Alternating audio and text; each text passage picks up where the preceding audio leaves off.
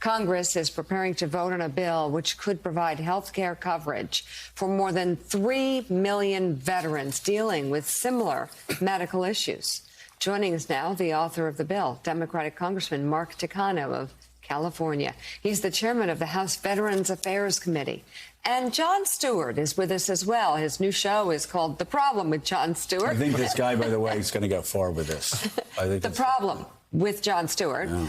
It's on Apple TV. He's an advocate of the bill, and he's worked tirelessly to help veterans and first responders get the health care they deserve. So it's nice to have you both Congressman, here. Tell us about the bill, why it needs to pass.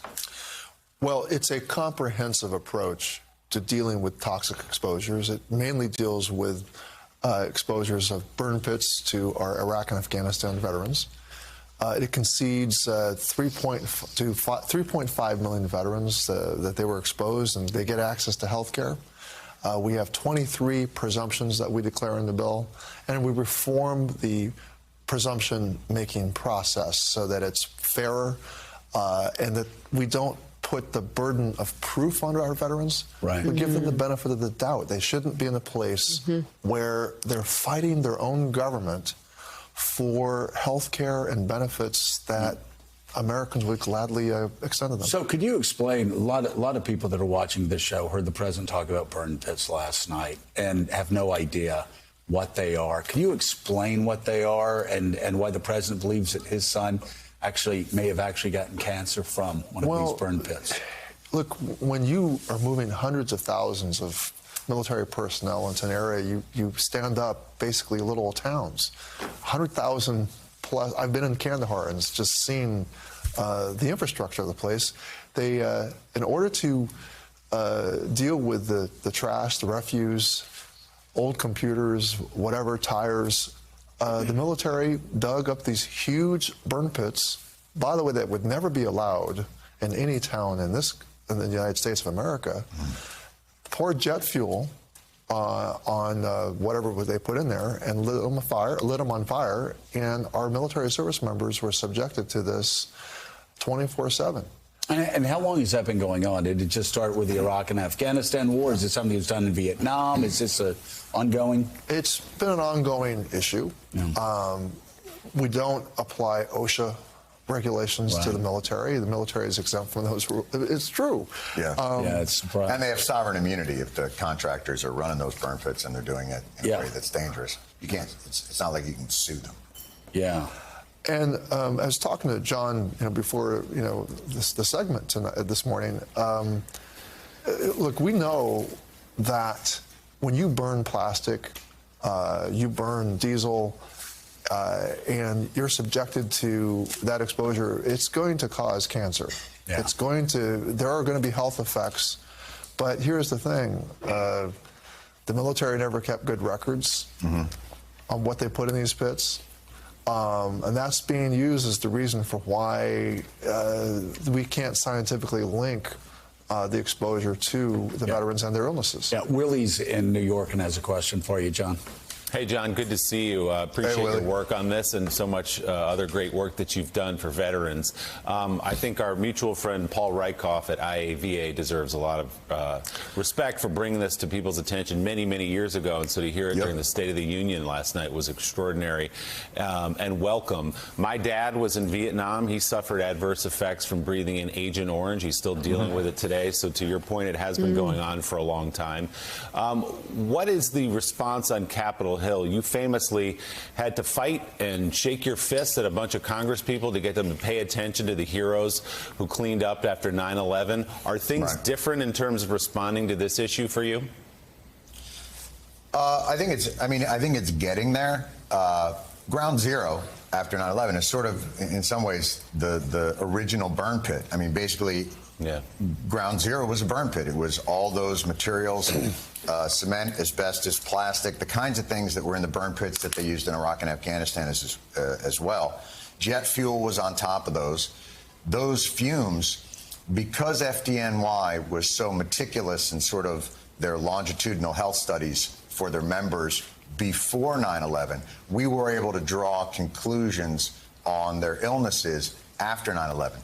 DOD doesn't have the kind of records So it's a little bit more of a rough hill. But the advocates like Burn Pits 360, like John Field, like the VSOs, whether it's IAVA with Paul Rykoff, and now Jeremy Butler and Tom Porter, Jen Birch, they've been working for years to get this to people's attention. Finally, we've got the PACT Act on the floor of the House. It's a comprehensive bill. There's going to be a bait and switch. You guys understand this as well as anybody. Ranking Member Bost is he's got a bill that says, okay, the PACT Act is what's necessary. That's what's going to fix the problem. What if we give the veterans what we could get away with? How about that? It's cheaper. It doesn't actually fix the problem. So that's what we're going to be up against. There's going to be an amendment on the floor of the House to substitute for this comprehensive bill that Chairman Takano put in there that basically just says, why don't we just expand access to health care from 5 years to 10 years and call it a day? Instead of worrying about the specific Instead of worrying about the specific problem of burn pit exposure, toxic exposure. You know, when you look at veterans health care, you know, I can remember you go down to Walter Reed in like 2003, 2004. Their prosthetic and amputation care was, you know, you'd have guys lost both legs just above the knee, and their physical therapy was they'd lie on a mat and roll a medicine ball back and forth. If you go down there now, it's world class, state of the art. The adaptive rehabilitation is technically advanced in a way that no other country in the world has. The corrective surgeries, but that was intentional. They made it intentional. Our toxic exposure care isn't first class yet. The PACT Act changes that. It makes it known that what these soldiers are exposed to is like an IED that goes off in your body 7 years later, 10 years later. So if they substitute that, it will not take care of what needs to be taken care of. Willie.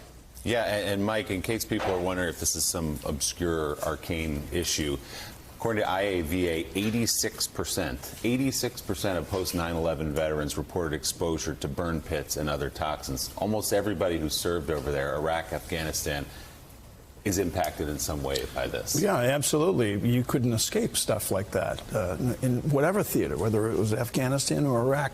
And Jon Stewart, off of what Willie just pointed out, what do you think the problem is with our culture in that I bet more people can tell you what's on Netflix tonight than could tell you about the fact that 1 in 3 veterans come back from our wars afflicted by invisible things, post-traumatic stress syndrome, drug addiction, depression, anxiety.